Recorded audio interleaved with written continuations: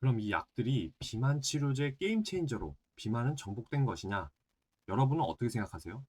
저는 아직 아니라고 생각해요. 그 이유는 바로 치료와 함께 수반되는 때문이죠. 안녕하세요. 오늘 시간에는 요즘 세상에서 가장 핫한 치료제, GLP-1 비만 치료제들에 대해서 알아볼 텐데요. 삭센다, 위고비, 오젬픽, 마운자로 등등 치료제 종류가 굉장히 많은데 어떤 차이가 있는지 이해하기 쉽게 한 번에 정리해드리고 정말 이 약들로 비만이 정복이 된 것인지 저 같은 바이올로지스트가 연구할 건덕지가 남아있진 않은 것인지 생각해보는 시간을 가져볼게요. 먼저 이 약들의 공통된 핵심 물질인 GLP-1 이게 도대체 우리 몸에서 어떻게 살을 빼게 하는 걸까요? 이 GLP-1은 우리가 밥을 먹으면 소장에서 분비되는 호르몬으로 췌장, 즉 이자의 베타세포에 있는 GLP-1 수용체에 달라붙게 되고 이 베타세포는 이 신호를 받아서 혈당을 줄여주는 호르몬인 인슐린을 분비되도록 하는 역할을 해요. 인슐린이 분비가 되면 혈당이 근육, 지방으로 저장이 되면서 줄어들게 되겠죠. 그래서 이 GLP-1을 약으로 사람들이 인위적으로 만든 거예요. GLP-1 수용체에 잘 달라붙어서 신호를 전달해주는 유사체를. 방금 말한 기전은 노보노디스크의 삭센다, 위고비, 오젬픽에 해당하고 일라이 릴리 회사의 마운자로는 조금 달라요. GLP-1에 하나가 더 추가가 되는데 똑같이 베타세포에서 인슐린 분비를 증가시키는 GIP라는 호르몬이에요. 아직 이해가 잘 안 되시죠? 이 영상을 보시면 이해가 훨씬 쉬워지실 거예요. 이렇게 GIP와 GLP-1이 베타세포에 있는 각각의 수용체에 달라붙게 되고 이게 인슐린 분비를 촉진시키는 신호가 돼요.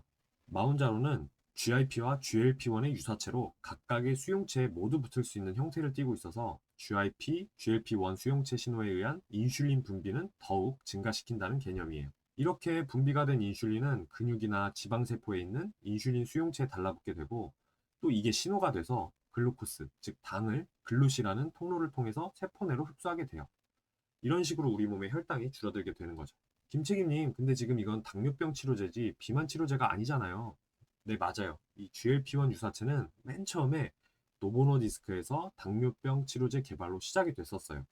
그러나 당뇨병 치료제로 임상 중에 부작용이 발생을 했는데 사람들이 살이 빠지는 거예요.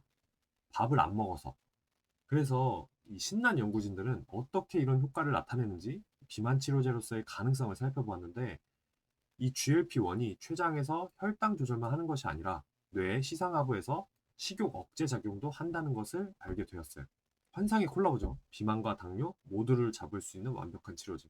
실제로 노보노디스크의 삭센다가 처음에는 당뇨 치료제로 개발되었다가 체중이 감소되는 부작용에 주목을 해서 2014년에 비만 치료제로 허가가 되었어요.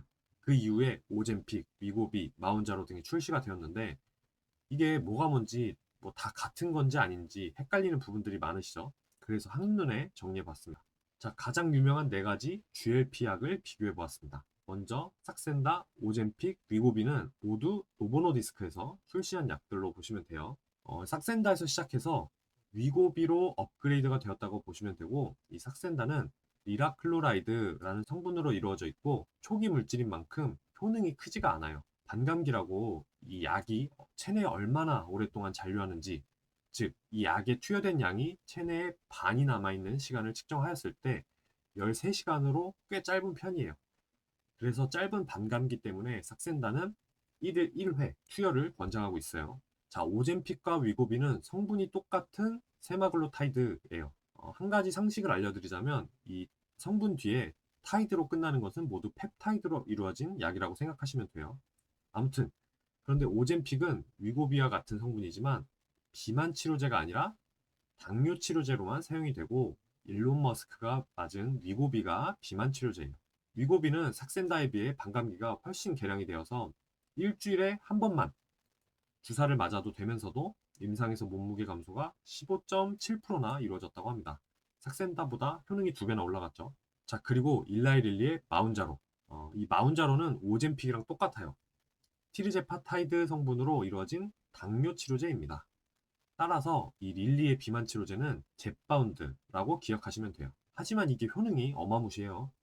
몸무게 감소가 20에서 25%로 위고비보다 높은 효능을 기대하고 있고 지금 젯바운드 같은 경우는 올해 미국에서 출시된 지 얼마 안 돼서 아직 정확한 반응을 알기 어렵지만 드럭스닷컴의 리뷰 결과를 보면 위고비는 10점 만점에 7.1점, 젯바운드는 9.4점으로 충분한 시간을 가지고 어느 약이 더 우수할지는 좀 더 지켜봐야 될 것 같아요. 삭센다를 제외하고는 현재 국내 출시가 아직 안 되고 있고요. 너무 잘 팔려서 공급 부족으로 대한민국까지 못 오고 있는 실정입니다. 빨리 국내 출시가 돼서 비만으로 생명이 위태로운 사람들에게 희망이 되어줬으면 하네요.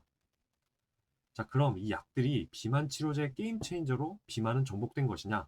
여러분은 어떻게 생각하세요? 저는 아직 아니라고 생각해요. 그 이유는 바로 치료와 함께 수반되는 부작용 때문이죠.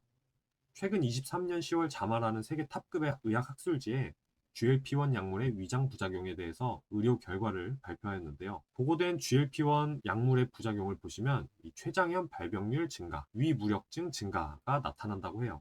그도 그럴 것이 밥을 먹었을 때만 GLP-1이 나와서 췌장을 자극해야 되는데 인위적으로 넣은 GLP-1이 계속 췌장을 자극한다면 인슐린을 뿜어내는 췌장에 무리가 오고 결국 문제가 발생할 수 있겠죠.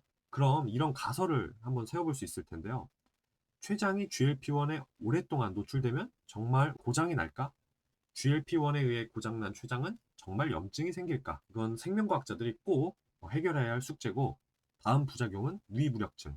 위무력증이 뭘까요? 위무력증은 위가 음식을 소화시킨 다음에 소장으로 밀어내는 기능이 약해지는 상태를 말해요. 그럼 GLP-1 때문에 왜 이런 부작용이 생길까요? 바로 GLP-1이 위에 직접적인 영향을 미치기 때문이죠. 이 GLP-1이 위에서는 식사 후에 음식이 소장으로 넘어가는 속도를 늦춰주는 역할을 하는데, 그래서 음식이 위에 더 오래 머무르게 되고 이로 인해서 포만감을 증폭시켜 식욕을 감소시키는 거죠. 하지만 동시에 위에서 음식이 넘어가는 속도가 느려지면 식후 포만감뿐만이 아니라 속이 불편하고 소화가 잘 안 되고 또 때로는 구토 증상이나 그런 역류성 식도염까지 나타날 수가 있어요. 여기서 드는 가설은 이 위무력증 때문에 음식이 장에 오랫동안 잔류하게 되는데, 이런 장내 환경 변화가 장내 미생물의 분집에 어떤 영향을 미칠 수가 있을지, 또 이것은 다른 장기에 어떤 영향을 미쳐서 생각지도 못한 부작용을 나타낼 수 있을지 꼭 연구가 필요하다고 생각합니다. 다음 부작용은 비만의 숙적, 요요. 마찬가지로 자막술지에 보고된 바에 의하면 이 GLP-1 복용을 멈췄을 때 체중이 다시 증가한다고 해요. 실제로 로이터 통신에 따르면 미국의 의료 기록과 보험 청구 데이터를 살펴보았을 때 21년에서 22년까지 위고비를 처방받은 환자의 약 40%가 1년 뒤에도 여전히 약을 투약하는 것으로 나타났다고 합니다. 이렇게 되면 환자들은 효과를 유지하려고 투약을 계속해야 되고 앞서 말한 부작용의 발병 확률이 더욱 높아지겠죠. 이 요요 현상을 막고자 하는 연구 시도는 지속적으로 일어나고 있는데요. 약이 될 수 있는 정확한 요요 현상의 기전이나 저의 방안이 빨리 도출되었으면 좋겠습니다. 다음 부작용도 역시 비만 치료제의 숙적 같은 건데요. GLP-1 치료제도 역시 린메스의 감소는 피하지 못했습니다. 린메스가 뭐냐? 린메스는 우리 전체 몸에서 지방을 뺀 나머지를 말하는데요.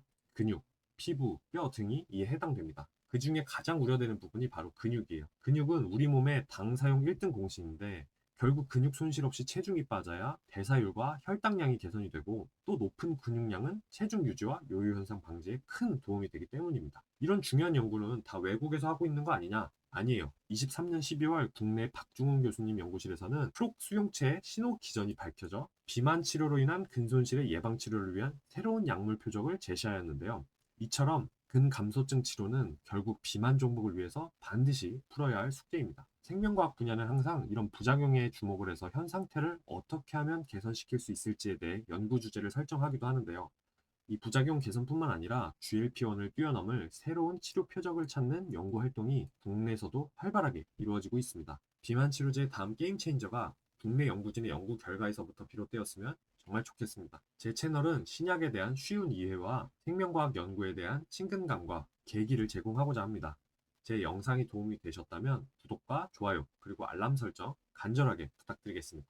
오늘도 성장하는 하루 되세요.